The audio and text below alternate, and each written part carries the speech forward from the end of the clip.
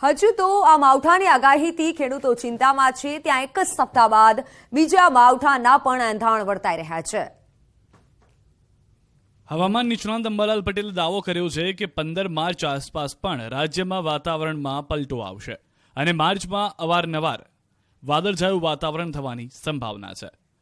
વારંવાર western disturbance સર્જાશે। પરિણામે જો ભેજવાળા પવનોને અનુકૂળ વાતાવરણ મળશે તો માવઠારૂપી આફત ત્રાટકી શકે છે।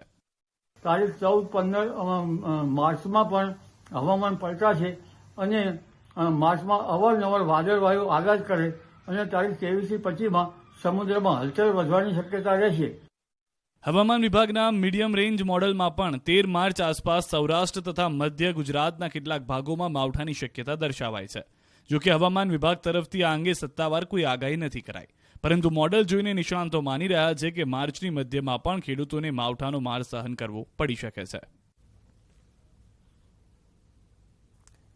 તો અંબાજીના વાતાવરણમાં પલટો આવ્યો છે। ભર ઉનાળે વરસાદી માહોલ જામ્યો છે। વહેલી સવારથી અંબાજી પંથકમાં વરસાદ પડી રહ્યો છે અને હળવા વરસાદથી ખેડૂતો ચિંતાતુર બન્યા છે। કમોસમી વરસાદથી તૈયાર પાક બગડવાની ભીતિ સેવાઈ રહી છે। અંબાજી પંથકના વાતાવરણમાં પલટો આવ્યો। ભર ઉનાળે વરસાદી માહોલ છવાયો છે। હવામાન વિભાગ દ્વારા પણ જે પ્રમાણે આગાહી કરાઈ હતી કમોસમી વરસાદની, વહેલી સવારથી અંબાજી પંથકમાં વરસાદ આવ્યો છે।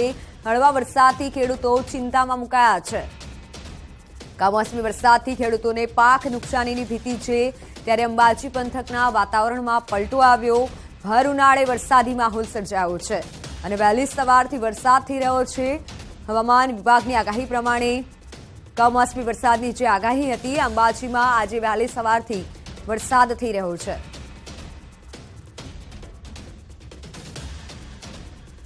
તો બનાસકાંઠા પંથકમાં કમોસમી વરસાદ વરસ્યો છે। હવામાન વિભાગની આગાહી બાદ વરસાદ તો વરસ્યો। ધાનેરા, ડીસા સહિત સમગ્ર જિલ્લામાં કમોસમી વરસાદ થયો। ભર ઉનાળે વરસાદ પડતા ખેડૂતો ચિંતાતુર બન્યા છે। બનાસકાંઠા પંથકમાં કમોસમી વરસાદ થયો। હવામાન વિભાગની આગાહી બાદ આ વરસાદ થઈ રહ્યો છે। બનાસકાંઠાના વાતાવરણમાં પણ પલટો આવ્યો છે, જેમાં ધાનેરા, ડીસા સહિત સમગ્ર જિલ્લામાં વરસાદી માહોલ છવાયો છે। આ ભર ઉનાળે વરસાદ પડતા ખેડૂતો ચિંતાતુર થયા છે।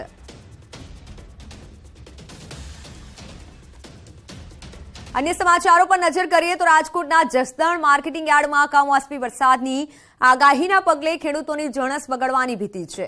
હવામાન વિભાગે 2 દિવસ કમોસમી વરસાદની આગાહી કરી છે। માર્કેટિંગ યાર્ડમાં ખુલ્લામાં પડી રહેલા કપાસ, મગફળી, મરચા સહિતની જણસ બગડવાની ભીતિ છે। કમોસમી વરસાદની આગાહીના પગલે યાર્ડ દ્વારા ખેડૂતોને પોતાના જણસની વ્યવસ્થા કરવા માટે અપીલ કરાઈ।